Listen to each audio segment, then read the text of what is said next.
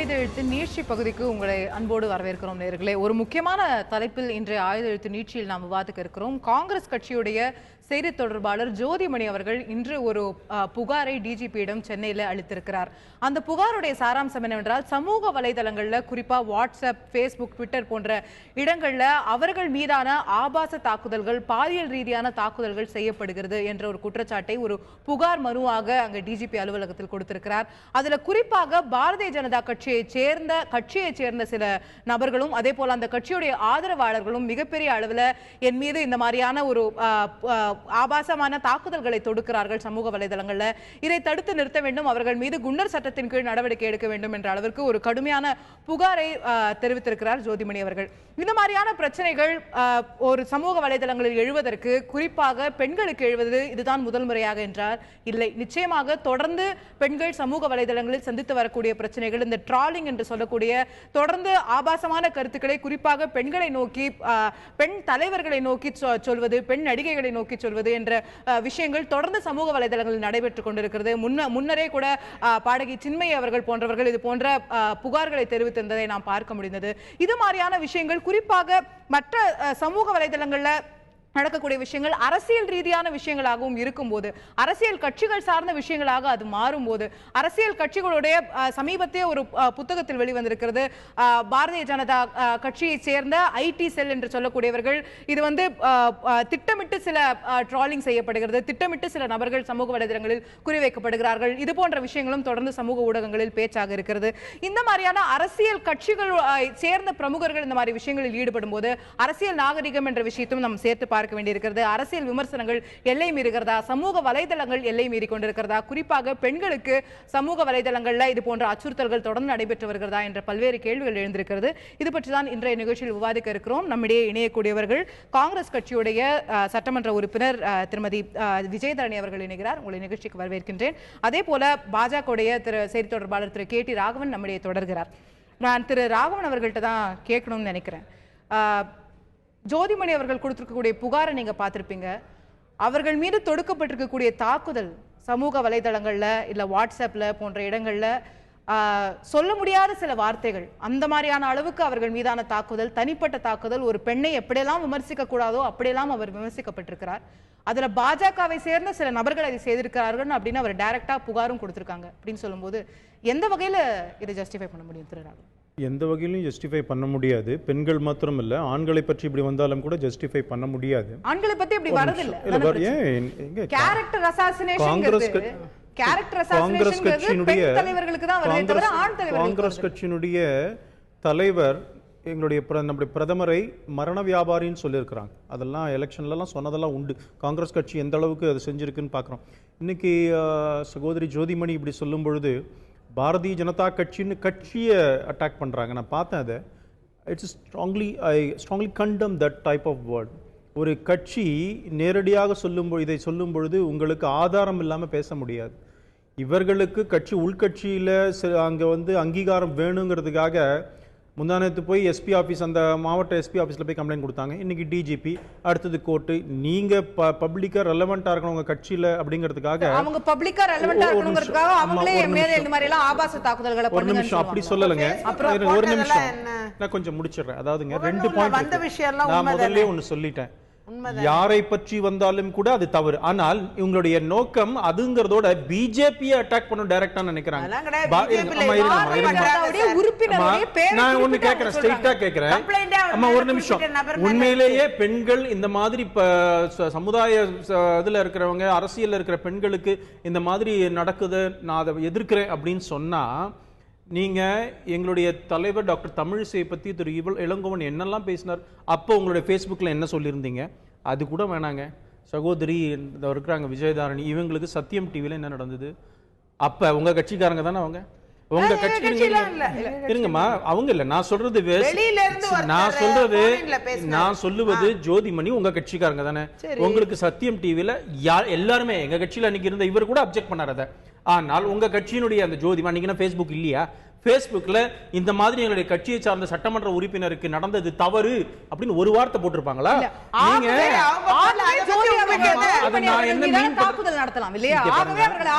நான் சொல்லுவது என்னன்னு சொன்னா, உங்களுக்கு இதை வைத்துக்கொண்டு அரசியல் செய்யணும்னு நினைக்கிறீங்க பிஜேபி மேல?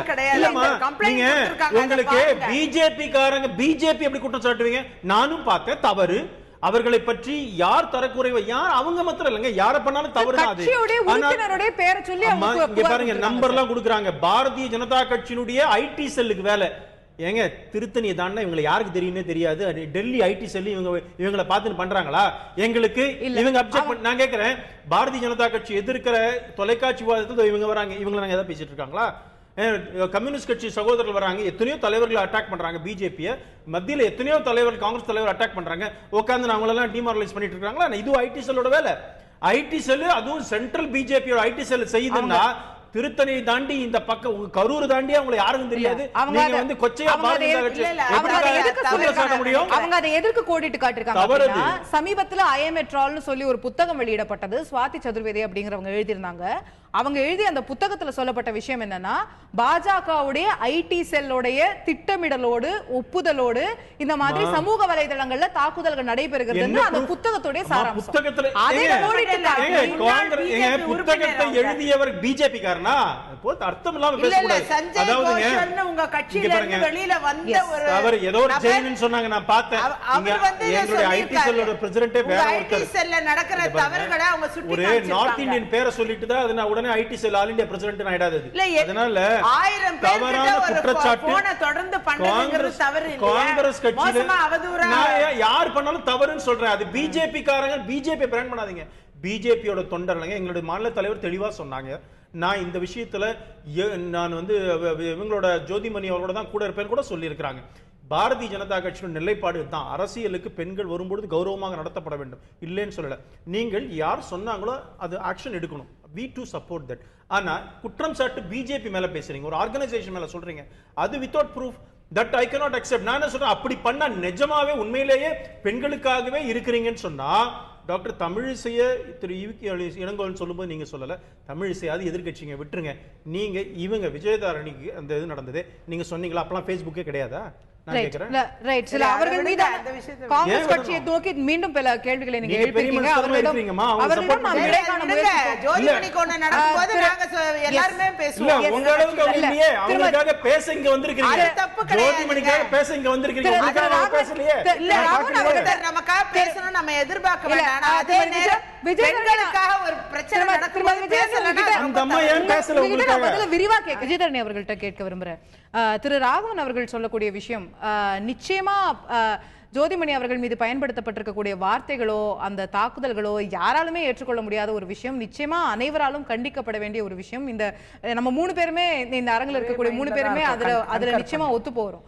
பட் அவர் அதுல சொல்லக்கூடிய விஷயம் என்னன்னா, பாரதிய ஜனதா அப்படிங்கிற கட்சியே இப்படி செய்கிறது அப்படின்னு சொல்றதுக்கான என்ன முகாந்திரம் இருக்குன்னு அவர் கேள்வி கேட்க. அதாவது இப்ப முதல்ல நீங்க பாத்தீங்கன்னா ஒரு விஷயம் வந்து ஒரு பெண்கள் மீதான ஒரு தாக்குதல் என்று இப்போ இன்னைக்கு இந்தியாவில் பார்த்தீங்கன்னா பொதுவாகவே பெண்களுக்கு எதிரான குற்றங்கள்னா 1.7 நிமிஷத்துக்கு ஒரு குற்றம் நடைபெற்றுட்டு இருக்கு.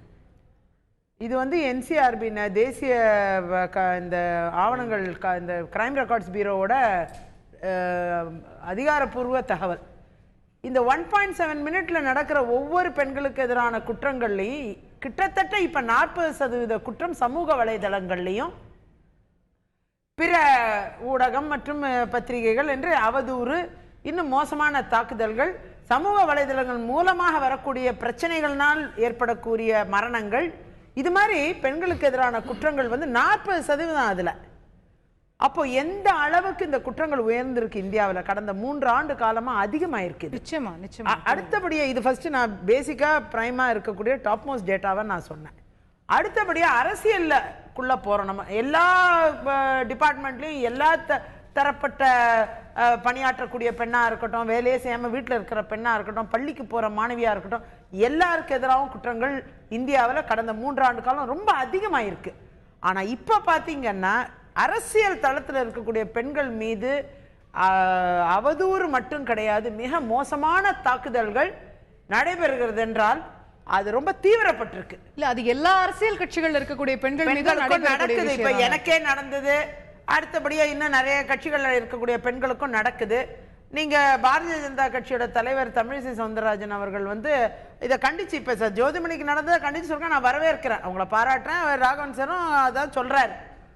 அதெல்லாம் அவங்களுடைய கேள்வி என்ன, பாரதிய ஜனதான்ற ஒரு கட்சியே இப்படி பண்ணுதுன்னு நீங்க எப்படி சொல்றீங்க? ஐடி செல், அவங்களோட ஐடி செல் அவங்க கவனிக்கலையான்னு எனக்கு ஒரு சந்தேகம் இருக்கு. தொடர்ந்து நானும் இதை வாட்ச் பண்ணிட்டு தான் இருக்கேன். இப்ப பாத்தீங்கன்னா அந்த முகநூல்கள்ல தொடர்ந்து அவங்க வரக்கூடிய அந்த கமெண்ட்ஸ் பாருங்க, எனக்கு எதிராகவும் குரங்கு படம் போட்டு இப்படி எல்லாம் கமெண்ட் பண்ணாங்க அவங்க ஐடி செல்ல. இதெல்லாம் கொஞ்ச நாள் முன்னாடி நடந்தது.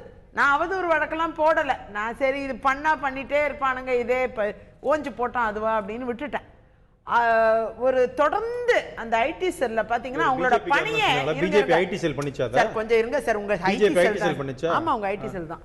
அதாவது இப்ப என்னன்னா இப்ப இவங்களோட அந்த வலைதளங்கள்ல மட்டும் கிடையாது, இவங்க சம்பந்தப்பட்ட வலைதளங்கள் சம்பந்தப்பட்ட பாஜக நபர்கள், நான் இவர் ராகவன் சார் மாதிரி ஆட்களை நான் சொல்லல, ஆனா ஒரு சிலர் ரொம்ப ஹைலி இன்குவிசிட்டிவா இதை வந்து மீண்டும் மீண்டும் இதை வந்து ரிப்பீட்டும் பண்றாங்க. இது தொடர்ந்து முகநூல்கள்லயும் பேஜஸ் மேனேஜர்லயும் இப்படி பார்த்திருக்கேன் நானு. அப்புறம் வாட்ஸ்அப் செய்திகள்லயும் இது வந்துகிட்டு தான் இருக்கு. ஒரு வாட்ஸ்அப்ல பரவக்கூடிய விஷயமோ இது கூட விஷயமோ பாஜகவுடைய ஆதரவாளர்களா இருக்கலாம், மோடி அவர்களுடைய ஆதரவாளர்களா இருக்கலாம், அவர்கள் செய்யலாம். அதாவது கண்டிக்கத்தக்க விஷயம் தான். நீங்க பாஜகலயே உறுப்பினரா இருக்கிற மேல தானே நீங்க கேஸே கொடுத்திருக்காங்க. அவர் பேரை நான் சொல்லி அவரை கஷ்டப்படுத்த வேணாம் நான் நினைக்கிறேன்.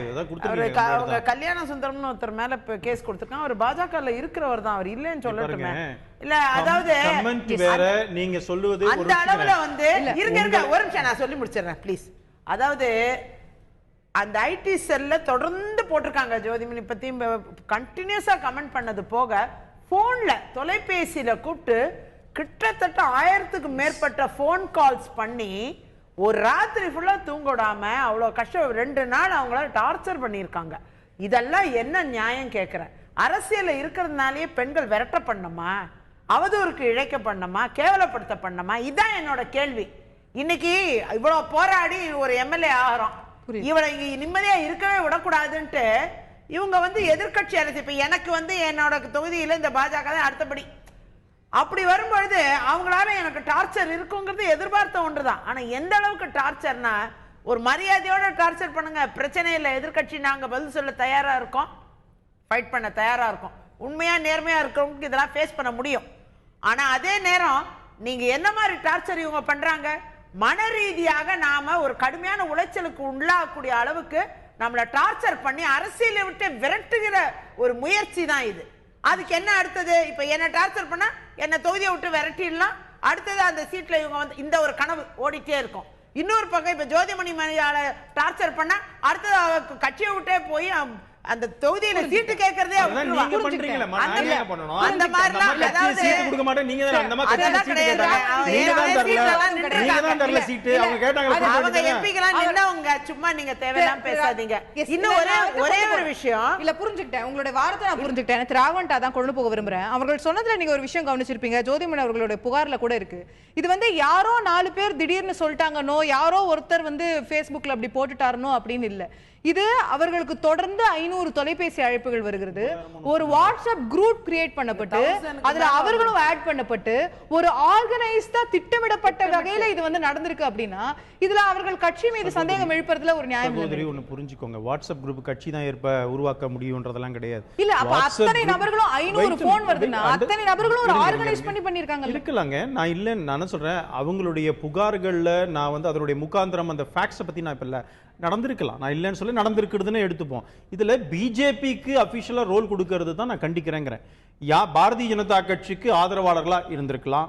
ஆனா நீங்க வந்து நீங்க சோசியல் மீடியா முழுக்க ஏதோ இவங்களை மாத்திரம் தான், பிரதமரை எங்களுடைய மாநில தலைவரை எவ்வளவு கொச்சையா மீம்ஸ் போட்டுட்டு இருக்கிறாங்க. அரசியல் ஏதாவது இந்த மாதிரி விஷயங்களை பொறுத்த வரைக்கும் அங்க வந்து எங்க மாநில தலைவரை இந்த மாதிரி செய்யறது காங்கிரஸ் தொண்டர்கள் இன்ஃபேக்ட் சொல்ல முடியும் டைரக்டா, என்ன சொன்னதெல்லாம் விலங்குவன் நேரடியா. ஒரு நிமிஷம் இல்ல, காங்கிரஸ் இங்க பாருங்க ஆதரவாளர், காங்கிரஸ் தலைவர் நேரடியா எங்களுடைய மாநில தலைவரை கொச்சப்படுத்தினார். காங்கிரஸ் தலைவர் இளங்கோவன் நேரடியா ஜெயலலிதா நரேந்திர மோடியுடைய, please allow me, Narendra Modi Selvi Jayalalithaa அவருடைய அந்த மீட்டிங்கை கொச்சப்படுத்தினது நம்முடைய திரு இளங்கோவன் அவர்கள். ஏங்க நீங்க உங்களுக்குள்ள பிரச்சனை இருக்கும் பொழுது கூட சகோதரி விஜயதாரணியும் கூட தான் இளங்கோவன் கொச்சப்படுத்தி தான் பேசினாரு. இதெல்லாம் நேரடியா தலைமையே காங்கிரஸ் தலைமையே செய்து காங்கிரஸ் தலைமை சோனியா காந்தியே நரேந்திர மோடி மரண வியாபாரின்னு சொன்னவங்க. ஆனா இங்கெல்லாம் அப்படி இல்ல. யாரோ சில பேர் சொல்லுவதை வைத்துக் கொண்டு கட்சி மீது களங்கம் கற்பிப்பது தப்புங்க. ஆமாமா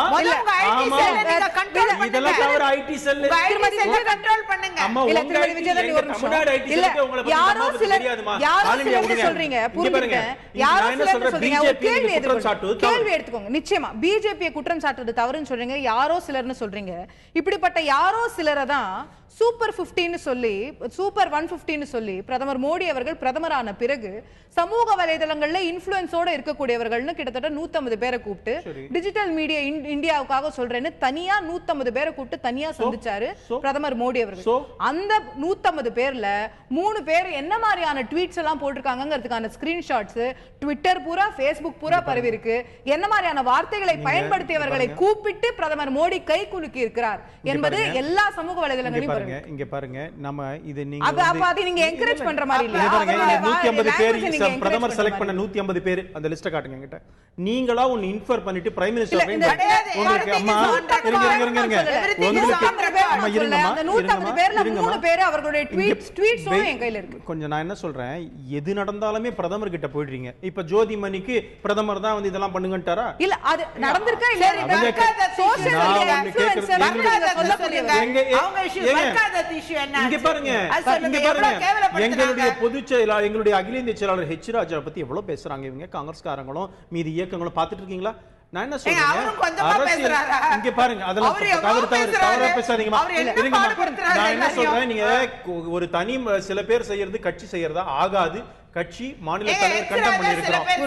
எங்க மாநில தலைவர் இதை கண்டம் பண்ணிருக்கோம். எங்க மாநில தலைவர் டாக்டர் தமிழிசை சவுந்தரராஜன் கண்டம் பண்ணிருக்காங்கம்மா. இதை திருநாவுக்கரசர் கண்டம் பண்ணிருக்காரா? திருநாவுக்கரசர் கண்டம் பண்ணிருக்கிறாரா? காங்கிரஸ் தலைவர் திருநாவுக்கரசர் கண்டம் பண்ணிருக்கிறாரா? உங்களோட இன்டர்னல் பாலிடிக்ஸ் அங்க அடையாளத்தை தொலைத்தவர்கள் தனக்கு அடையாளம் வேணும் கட்சிக்குள்ளங்கிறதுக்காக பிஜேபி சொல்லிக்க மாட்டாங்க. அந்த வார்த்தையை நீங்க உங்க தலைவர் கண்டிக்கிறேன். உங்க தலைவர் ஏன் கண்டிக்கிறேன்? உங்க தலைவர் ஏன் கண்டிக்கிறேன்? திருநாவுக்கரசர் எங்க தலைவர் கண்டிக்கிறாங்க.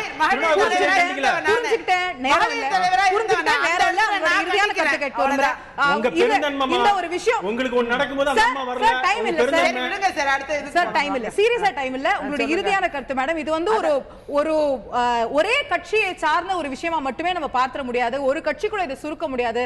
காங்கிரஸ்காரர்கள் இப்படி பேசவில்லையா, மற்ற கட்சியை சேர்ந்தவர்கள் இப்படி பேசவில்லையாங்கிற கேள்வியும் இருக்கு. சோ ஒரு கட்சியோட சுருக்குவது இந்த விஷயத்தையே நம்ம சுருக்குற மாதிரி இல்ல. அதான் அந்த மாதிரி இவங்க நியாயப்படுத்த பாக்குறாங்க. பாரதிய ஜனதா கட்சி நபர்கள் செய்யக்கூடிய விஷயங்கள் பாத்தீங்கன்னா, ஒரு தடவை பிரதமர் மோடி வந்து இந்த டிமானிட்டைசேஷன் அனௌன்ஸ் பண்ண பிறகு நாங்க தொடர்ந்து டிபேட்ஸ்ல பேசிட்டு இருக்கோம். எல்லாம் நாகரிகமா தான் பேசிட்டு இருக்கோம். நான் தான் எவ்வளவோ வந்து யாரையுமே தனிநபர் விமர்சனம் ஒரு நாளும் பண்ணாத ஆளு.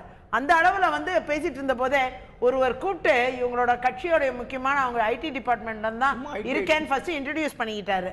அப்புறம் நல்லா பேசிக்கிட்டே இருந்தாரு. போற போக்குல பயங்கரமா அட்டாக் பண்ண ஆரம்பிக்கிறாரு.